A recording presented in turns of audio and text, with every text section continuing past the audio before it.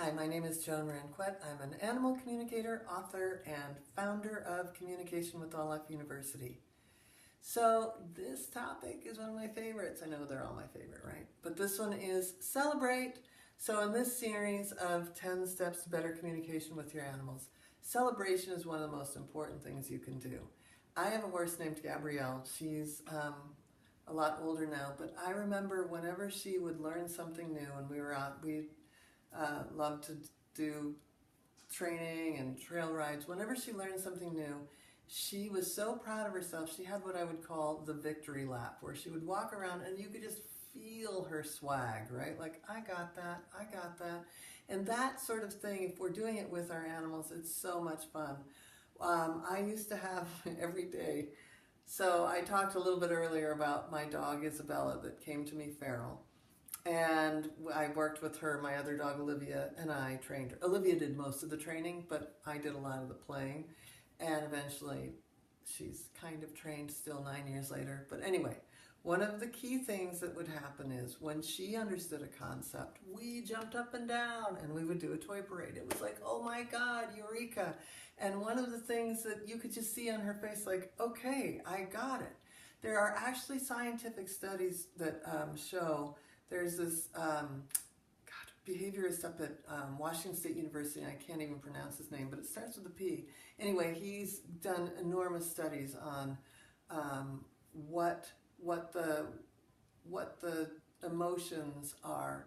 He and Mark Bekoff have done a lot of understanding, studies on what the emotions, what animals understand.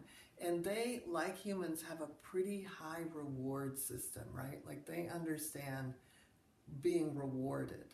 And so anytime that you can reward your animal for something, it's a really great thing. Like, my one cat, Buster Keaton, he's the best healer in the household. He has to purr over everybody and lick the dog's ears and do this or that. Like, I let him be the best healer. I remember when Isabella was really integrating into our household, every day she won Most Improved Player.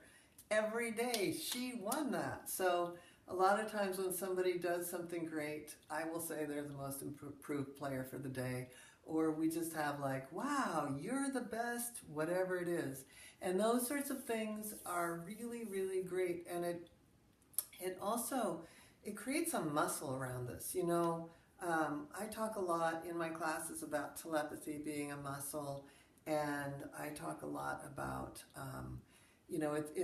whether it's a muscle or you want to call it a neural pathway, whatever it is, being able to reward someone feels good enough that they're going to seek that out. So especially when you have an animal that you're really frustrated with and you've had some really tough things, like, I always say that Isabella was that teacher that made me cuss a lot.